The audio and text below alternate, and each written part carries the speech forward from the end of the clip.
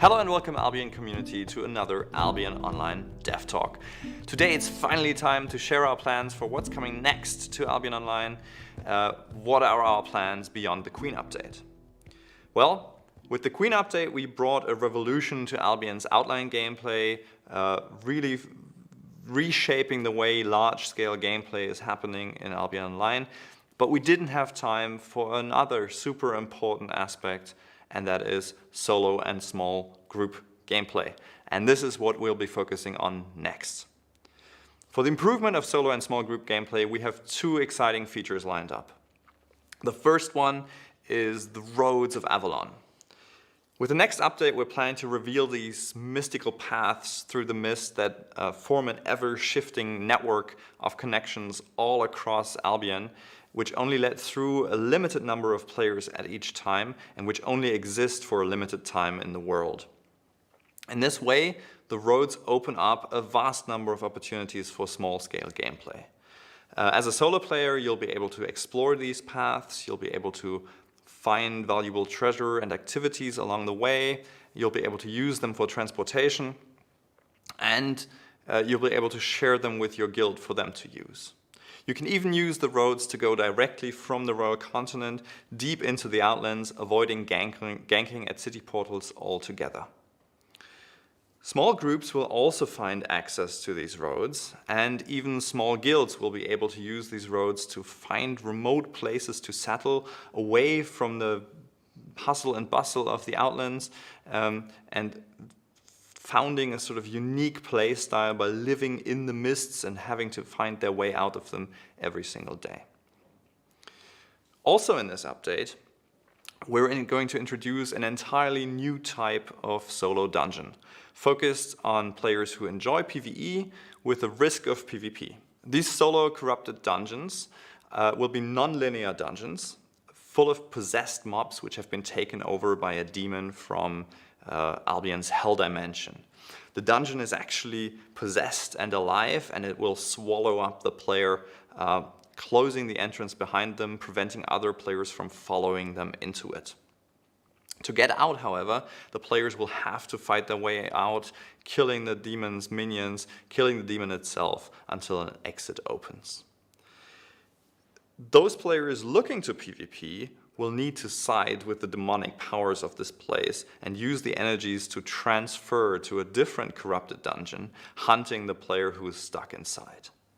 This will lead to exciting 1 versus 1 battles and an entirely new combat meta, and it's something we're super excited about because it's already quite fun in the early playtests that we're having inside, especially because we're going to bring this feature to all ranges of Albion players. There's going to be a knockdown version for beginning players, as well as 2 different difficulty levels for medium and advanced players who enjoy full loot PvP.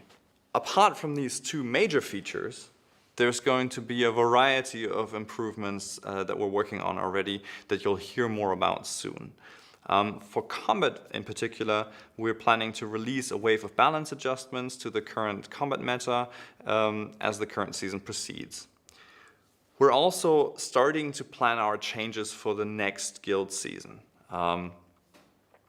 The next season will focus on introducing incentives for attacking large guilds that hold a lot of territory that are quite valuable, causing these guilds to prioritize defense, and also adding incentives for these guilds to attack other powerful guilds rather than other weaker groups in the Outlands. We think these changes should lead to a more exciting and more competitive guild season, which is a good thing for all of Albion. And then for combat, of course, there's a whole new set of artifact weapons that we're working on, which will come with their own Destiny board specialization lines, giving in particular our veteran players something entirely new to aspire to. Beyond these combat-related changes, there are a number of adjustments coming for economic players. First off, we're revisiting resource changes introduced with the Queen update. In particular, we're looking at the spawn behavior and frequencies, and overall we're going to boost the amount of Tier 6, Tier 7 and Tier 8 resources found in the Outlands to make sure gatherers have a rewarding experience, find enough resources to be crafted into items to end up in your hands through the black market or through market trading. We're also fixing a number of issues with fishing in the new Outlands, and we'll finally get to rework and fix the seaweed economy for fishermen. For the crafters, we are revisiting a lot of craft times in the game, getting rid of some really long and frustrating craft times, and making craft times be based on the amount of resources actually used in the crafting process, so that time-based crafting buffs actually make a lot more sense. We're also revisiting a lot of focus costs, in particular artifact focus cost, which is off in many places due to a number of changes previously made to artifacts. And with these improvements coming, it should become much more viable to craft artifacts items with focus. Finally, for economic players, our ambition is to improve the variety of items available for underrepresented item slots, in particular bags. Apart from these game changes, there's also a number of usability improvements we're currently working on. These range from a new mail UI, which adds all sorts of features from searchability and bulk editing, to improved map modes, which allow you to view time zones and other important information at one glance, to reworking the build UI, so it's finally in the style of the Albion's new UI style. But the most exciting feature that we have in the works when it comes to usability, to me, is the quick equip and quick buy feature. With this feature, you'll be able to save equipment sets, configurations, and then use these configurations at marketplaces and banks to either quick buy or quick equip an entire set of items in one go, saving you plenty of time when re-equipping or changing equipment in Albion. Now, taking a step back and looking at the bigger picture, things not immediately in development, but things that we have planned, we're going to take a look at the topics on the horizon. In particular, our focus is going to be on one big feature, which is the rework of the Royal Continent and the faction warfare system. We have a vision for faction warfare to become a core activity for players living on the Royal Continent. It should be a simple thing to get in as a beginning player, and it should be an exciting feature for veterans who prefer to play on the Royal Continent to continuously engage in. And our idea is to have it feel more like a realm versus realm activity in other MMOs. So you should be more committed to the particular faction that you've signed up with. You should be rewarded for gaining standing with them, earn meaningful rewards. And of course, there should be exciting battles between these factions that it's easy to become a part of and just join in as a fun way of enjoying larger scale battles and smaller scale battles on the Royal Continent.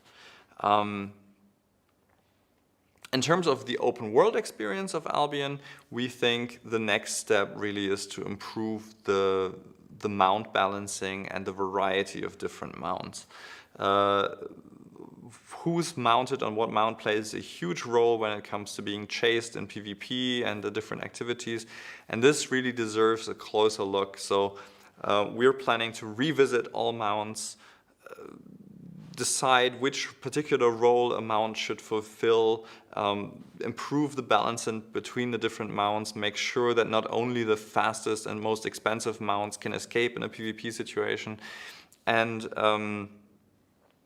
the key component is going to be that we plan to add active spells to each and every single mount type, so that you actually have a component of skill and something that really gives character to each particular mount category at the end of this rework.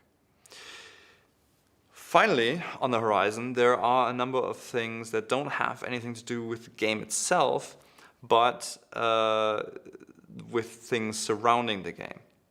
Now, key there is the work on the mobile version of Albion Online.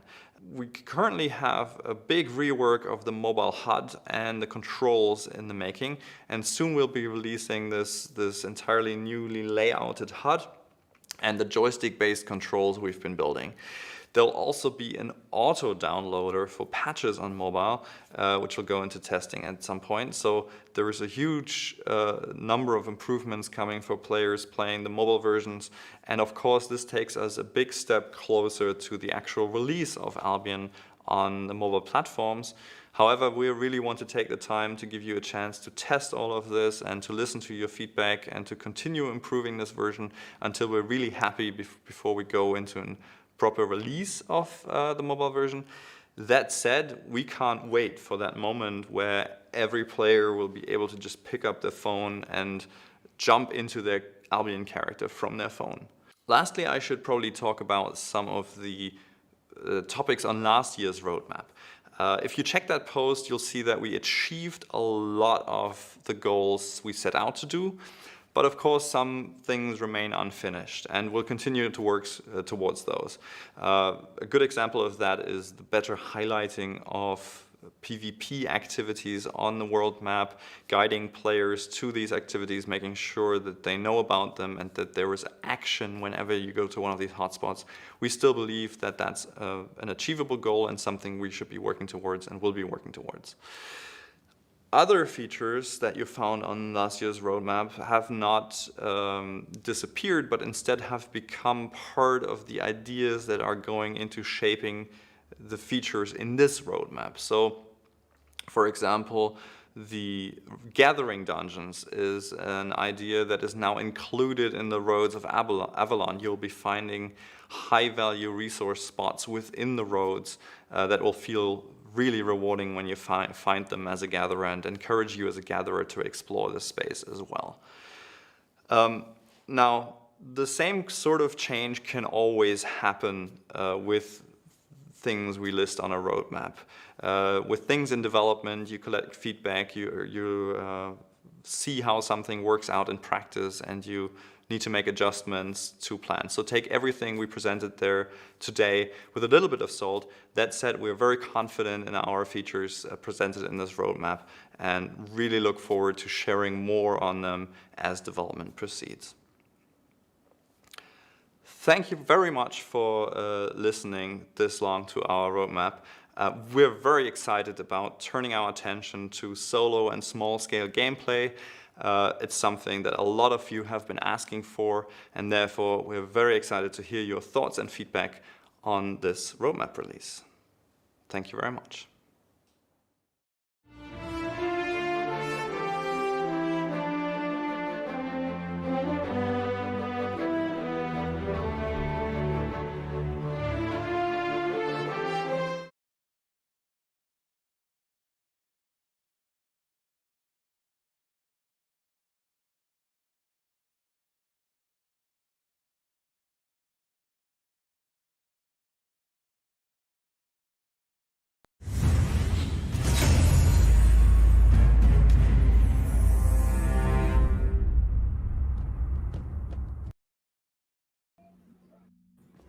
Welcome to Albion TV presents the AO Daily Show, your source of real news in an unreal world, keeping you up to date on the latest news, events, and the great community of Albion Online. Today is Wednesday, the 8th of April, and I am your host, Shozen, and joining me today, as always, my co-host, Bogul. Today, we have a very special show for you today, as we will be giving you an interview with Robin Henkys, the game director of Albion Online. But first, we have a little bit of chit-chat to take care of, don't we, Bogul?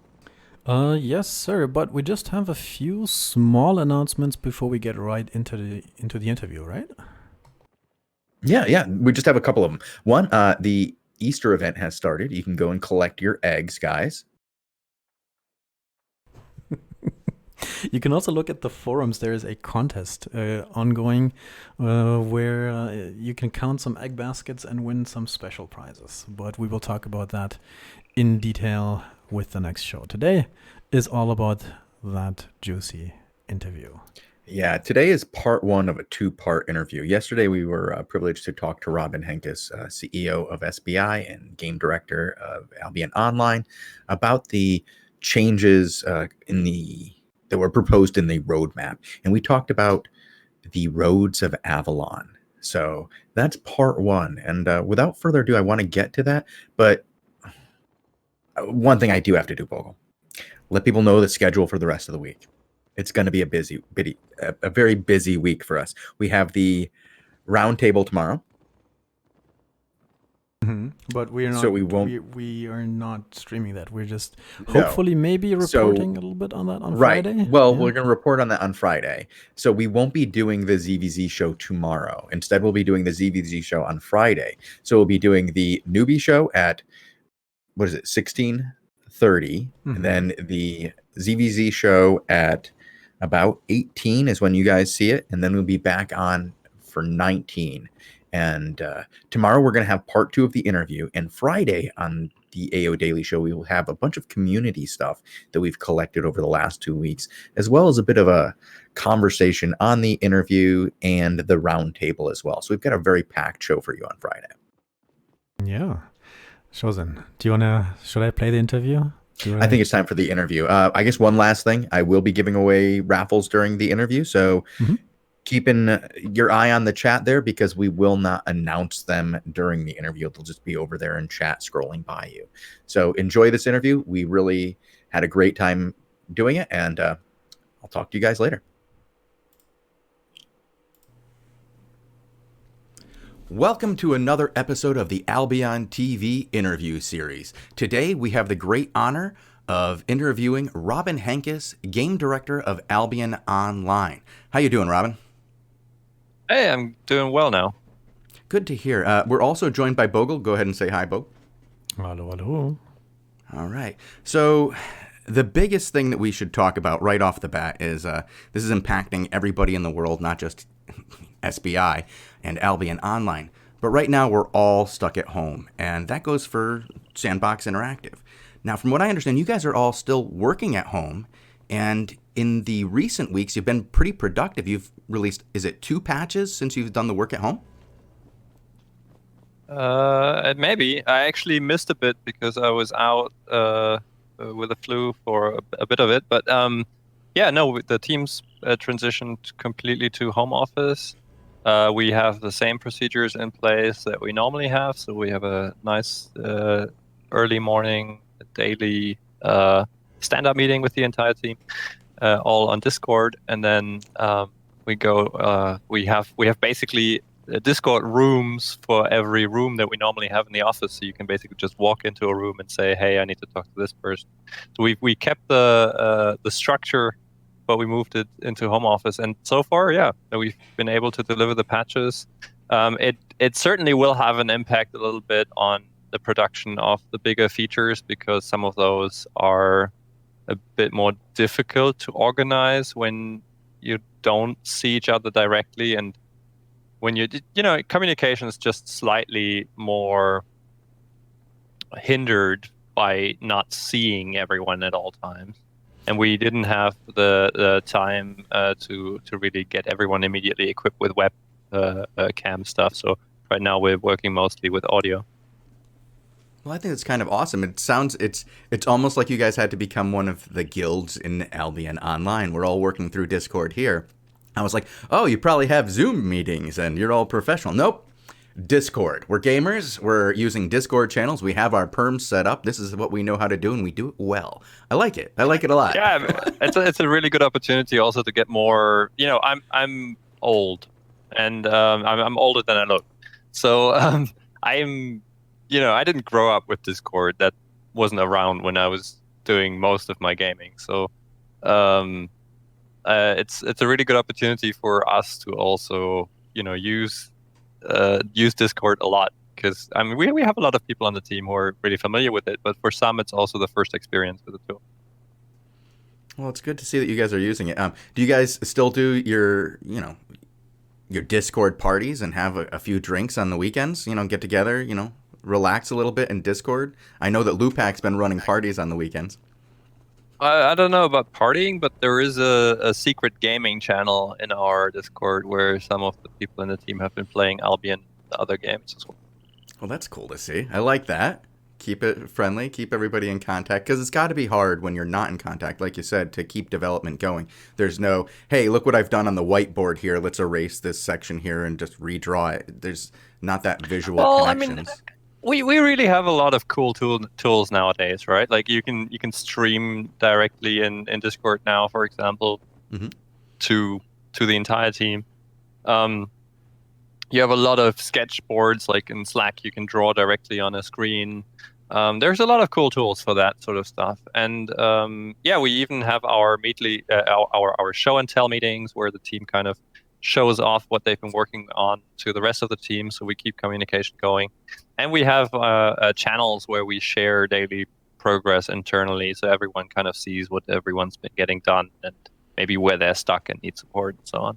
No, it's surprising. I mean, I have to say, we are so lucky as a games company that's running an online game that's not dependent on any physical advertising in the real world.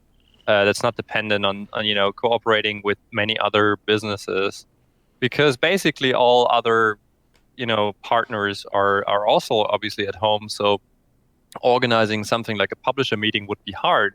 If we were in like a classic game production, that would be much harder. But we were basically in the ideal case. The game, we need to take care of it, but we can do it from home, and we can even like, due to the style that Albion's developed, and we're not dealing with massive amounts of data, so most people have a regular broadband connection, and that will be enough to get the daily updates of what's been developed and so on.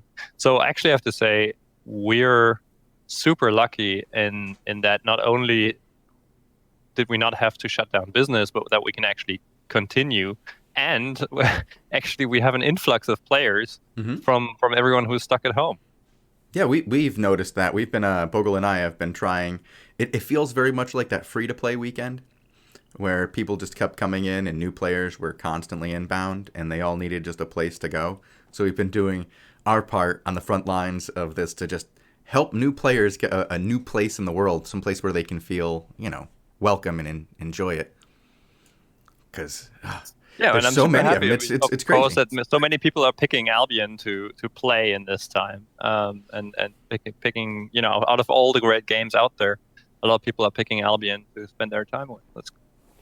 Absolutely, it's fantastic. So, talking about Albion and how well it's doing, do you want to talk a little bit about that? I mean, I always get the questions from other players, and I'm going to be getting questions very soon from PC Gamer. How many people are playing right now? Do you know how many new players we're getting during this period? We have. I think you can kind of track this if you're following the Steam charts, but of course, Steam is actually only a small fraction of the players playing Albion.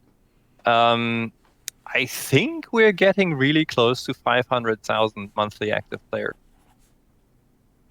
That's amazing. Amazing. That's wow. Yeah. I mean, we announced 400 something a couple of weeks back, but yeah, we have basically about a 20% upsurge. That's really impressive. I mean, I remember how we had a very good month. I was like, okay, we hit 350,000 for a month. I was like really impressed. Even past Eve for a short period, but this is unbelievable. So do you feel like that is due to Queen and the quality of Queen? Because we did see this beginning to change with Queen, or do you think that the coronavirus has had a larger impact on that? I think it's a combination of both. We certainly saw an uptake in player numbers with the Queen update, and a lot of people coming back to check it out, and that was great, and that is great. A lot of those players who came back are still playing right now. So there's certainly the Queen update helped because it obviously refreshed a lot of things. I think overall, the move to open world conflict, although highly debated, overall had the positive impact that so many more people are getting involved in the guild conflict. So I think the Queen update obviously contributed, and then now we have a situation where we have a lot of people who are finding that they have time and they're now looking for a game, and it seems that a lot of people are recommending the game, and that a lot of people are interested in the game.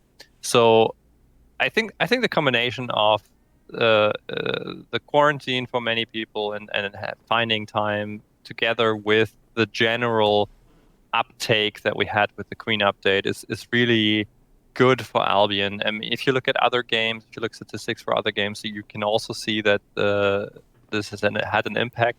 But from our research, we've actually been extremely lucky. We've had a really nice boost from this situation, which, you know, I'd prefer if everyone could just go about their lives, you know, as normal. But again, I feel really lucky that we can continue our business and that, you know, the jobs for our team are secure and that we can continue to deliver content, even though it's slightly hindered from the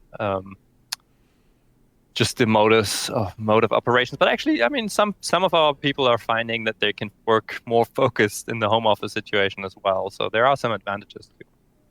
Well, that's cool. Yeah, I have to say that even, you know, besides the point of everybody being home and having to be here, I think we have like an honor of being the ones who get to entertain them. You know, we're in a position now where, you know, usually video games are more of a distraction as a side thing, just something that you do. How do I say it? To get through the time. But now you're really using it to get through this time. A lot of people don't have the communities that they normally had.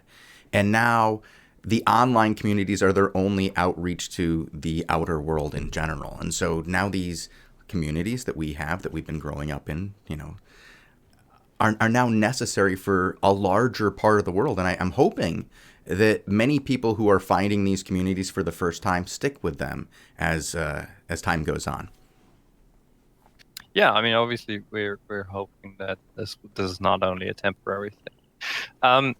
One thing I want to mention is that I'm super proud of our community and our development team actually in this phase, because right when this whole thing started and we decided to send the team into home office, one of our team members came up and said, shouldn't we be doing something? You know, we're in the position where we can collect some funding for the WHO, the World Health Organization's coronavirus fund, right?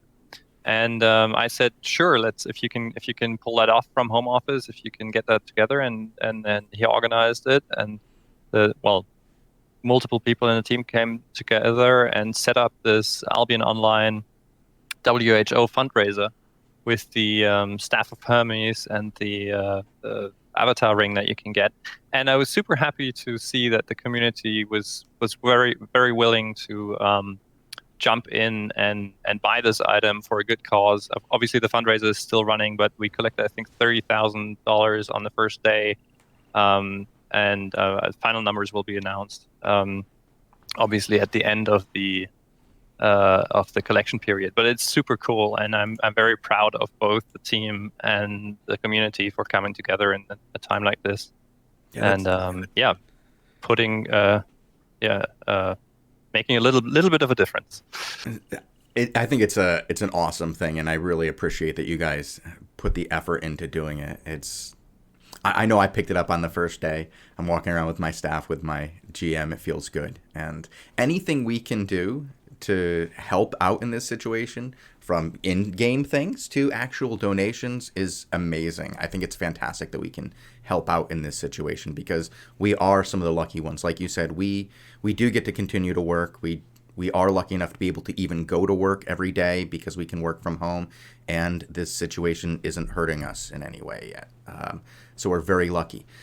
But the one thing we are a little concerned about is that long-term development. Maybe we should start talking about that a little bit. You just did have a pretty in-depth dev talk on what we have coming up. And though there's a ton of stuff on it, I really want to get right into the Roads of Avalon. It sounds very interesting. We just had an interview last week with a player from EVE who says, these Roads of Avalon sound a lot like wormholes. And he was like, you should bring that up with your CEO and see what he says. So I want to know, more than anything else, how do we get into these, and how do we navigate these roads? Right. So maybe to quickly address that, I think if you're building a sandbox world that, as you know, with the hideouts, we moved into guilds actually living out in the world, and then you start thinking about, well, that fixes a lot of problems with force projection and makes makes the conflict more local and so on. But you start thinking about the issues that arise from that too. You start thinking about, what about the players who don't have any local conflict but want some action? So you end up with having to solve the question: how do you bring these players together without allowing them to move armies around again, which was the reason for moving them out into the world in the first place? So that's how we came up with the Roads of Avalon idea. And the similarities to other systems are, kind of the nature of them trying to solve trying to solve the same thing. So when it comes to how you get into them, the current plan, and I say current plan because this is still in development, but we're advanced further now, so a lot of this is already kind of finalized, or at least approaching a first version of implementation where we can then test it and then see if we're happy with it. So the way that you would find them is simply through we call them mist portals or fog portals. They're kind of like these sections in the world. They're kind of appearing, these kind of cloudy, foggy portals, I guess, that lead into the mists of Avalon. And they would appear across the open world, kind of similar to how other things appear in Albion, right? You're probably going to see them on the minimap. We haven't finalized this, but it's probably going to be visible that there is a sort of a pathway on the minimap. And there's going to be different sizes of these pathways. So there's going to be small ones that only let a single player through at a time. And then there's going to be bigger ones that let maybe 10 players through. And then the biggest one maybe lets 20 players or something like that through. We haven't finalized the numbers there. And it's also important to know that when I say they only let that through, that means they only let them through per a certain amount of time. So for example, the solo entrance lets one player through every couple of minutes. So that doesn't mean that, in theory, you could move more people through a small entrance, but it's going to take you a really long time. And obviously, since these portals aren't stable, they will eventually collapse. It's kind of impossible to move a very large army through a small entrance. All right. So what you're saying is we had been hearing about people trying to force close portals in Eve, where people would go through, then go back through, and then go through, and then go back through again, and force it closed by themselves. Is that going to be possible here? That is not something we're currently wanting to do. The connections in Albion will be stable for a certain amount of time, and after that time they will collapse. But the players right now will have no way of closing them if they don't want a particular connection.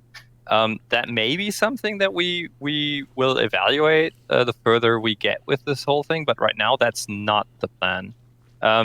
Mainly because we felt, well, it feels a little bit abusive in a way if you can kind of pick and choose the connections that you're gonna get. Instead, we want to really encourage you having to deal with what you get on a particular day. Okay, so for example, you would have a portal that say it's going to stay there for 4 hours, right? And it's a medium portal, so you can get 10 people through at a time, but you get 10 people through, and then it closes for, say, half an hour or something. But for the next 10 hours, every time it opens, it would go to the same location in the mist. Yes, that's how it's currently planned. Okay. Once you're in the mist, how do you get from one point in the mist to the next? It sounds like you navigate inside because they're the roads of Avalon. Is this you go from one location to another random location inside the mist? Yeah, so basically when you enter the mist, what you find yourself in is, we keep calling it the estates of Avalon. So not Avalon itself, but the sort of, if you imagine the mystical island in the island in the fog, right? You find your way on the path to that island. And so you'll be on a road that the Avalonians built millennia ago, and that is kind of holding away the mists. So right next to the road, you'll see the mists. And in some places, the mists become less dense, and they allow you to explore a little bit of what's next to the road. So you'll find, interesting little side locations, like pockets where there's particularly valuable resources, or where there's a small Avalonian outpost where they're protecting some treasure, something like that. So basically, it's not only the roads itself where you can travel on, but you can explore a little bit left and right of the road. But it's also not quite, a fully free-roaming open world location. It is mainly following the roads of Avalon, which traverse this mist. And when you get to sort of the end of the road, you will typically end up at another one of these mist portals, which will then connect to a different section of the road. So basically, the Avalonians build up this travel network of roads that allow them to be present in all of Albion, and they're now reactivating. Actually, I'm maybe spoiling a bit too much here. Obviously, this is going to be part of some reveals that we have in the future. But that's kind of the backstory. Is that we're seeing them, they've awoken with the Queen update, and now we're seeing them become more active and reactivating some of their old presence in Albion. And this is going to be the first step that we see, where they are reactivating their mode of travel that allowed them to be present in all of Albion. I do have one follow-up there. In the dev talk, I think you kind of mentioned that players can, quote-unquote, live there.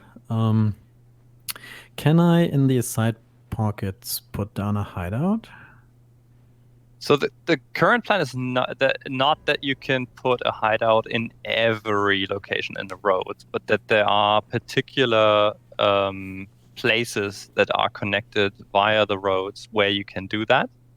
But like the average section of the roads does not have enough space, or does not currently allow a hideout to be placed anywhere.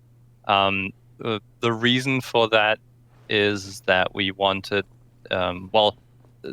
partially because the mode of control over a hideout requires a territory, and we didn't want, territories all over the roads. However, these particular locations will feature territories that are then further, away from the outland. So, short answer is, you will be able to live in places that are found within the roads, but not every section of the road allows living there. Okay. Interesting. You said in the dev talk as well that this is designed for small-scale combat. When you say small-scale combat and territory control, what kind of numbers are you talking here for taking a territory? Well, I mean, it really depends on what the guilds will be able to get into that sort of a region. Like I said, there's no hard cap here, because a hard cap is really difficult to make sense. Instead, we're relying on this mechanism that makes it impractical to move large groups around.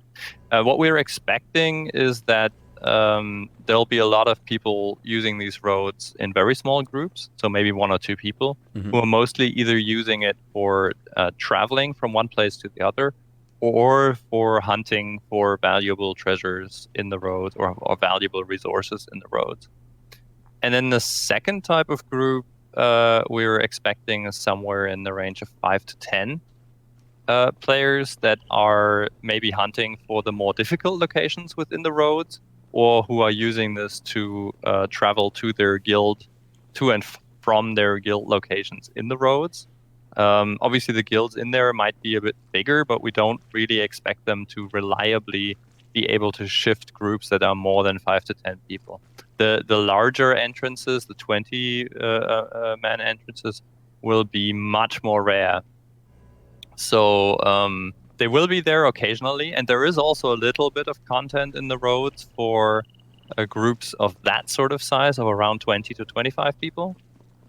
But that's not going to be the focus. The focus will really be on the majority of entrances, allowing you to move around 1 to 5, maybe 7 players. Okay, and so you're saying that it's mostly used for travel. How would somebody determine where they're going? I guess this is a two-parter. One, determine where they're going in the Outlands so that they can get to where they want to. And two, find their home plot inside of the Mist, because it sounds like this is a very random situation.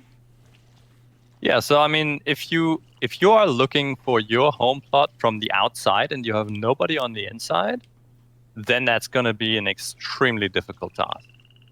The normal way, how if you're living inside of the Mists and you want to find, the way to your home, would be that someone from the home location scouts the path and sees where the entrance is, that the closest entrance in the open world that they can find, and then they would tell somebody to use that one, because like if you're looking from the outside, it's basically like looking for a needle in a haystack, and that's exactly what's going to provide a certain amount of safety to the guilds who are choosing to live in a place like that.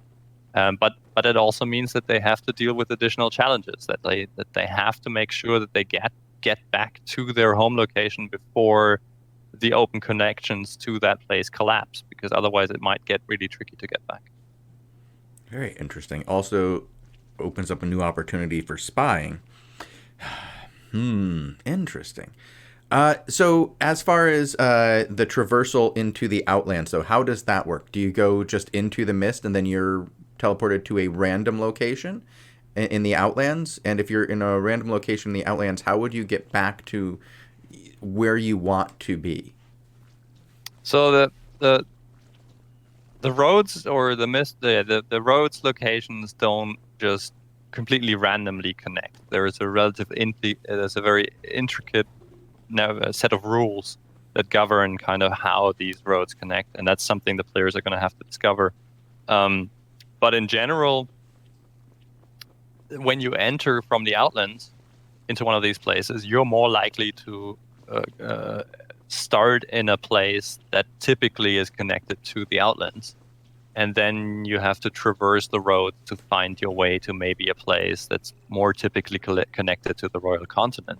So basically those kind of connections are possible, but you won't be immediately teleported like from Outlands into Royal. You typically have to traverse 1, 2, maybe 3 different sections of the roads, maybe 5. I mean, it kind of depends. It reshapes every day. So how good of a connection and where exactly it's going to lead is not going to be predictable. Okay. Yep.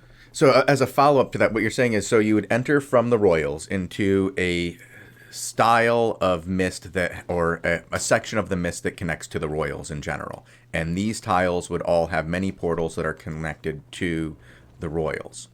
And then you would go to your next mid-tier area that might be your adventuring area or your living area.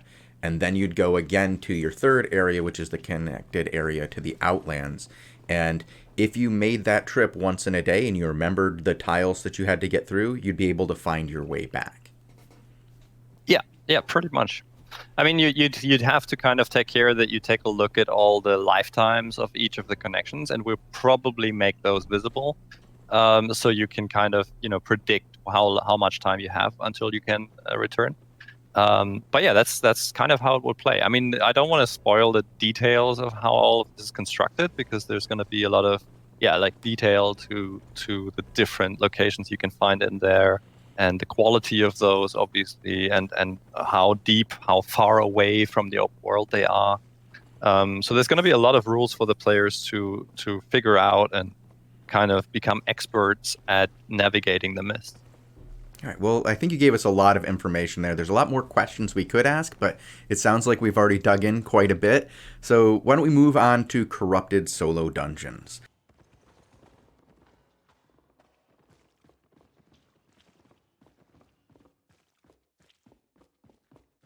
And yeah, that's actually the first part ending here of the interview. Yep. Yeah. We'll have the second part tomorrow. I hope you guys enjoyed that and have lots of questions. Friday, show up. We'll be answering questions. We'll be talking about it. And yeah, we have another 30 minutes of this interview tomorrow for you guys. I hope it's not too much of a tease for you. I hope you enjoyed that half hour. I thought it was pretty good. I'm going to give out a couple more raffles right now. And we have Canadian Boy, Kello, BR, and the Legendary Nut. You have won the raffle. Whisper me in order to claim it. We'll be back tomorrow with part 2. That'll be the only show tomorrow. And then on Friday, we will do the newbie show, a ZVZ show, and then the AO Daily show. Jeez, it's going to be a full day of content, isn't it, Bogul? Yeah, it's going to be nice. I'm looking forward to the interview tomorrow. We will be airing it at 19 UTC for the second part. All right. Well, thank you guys for tuning in. And until tomorrow, keep it classy, Albion. We're out.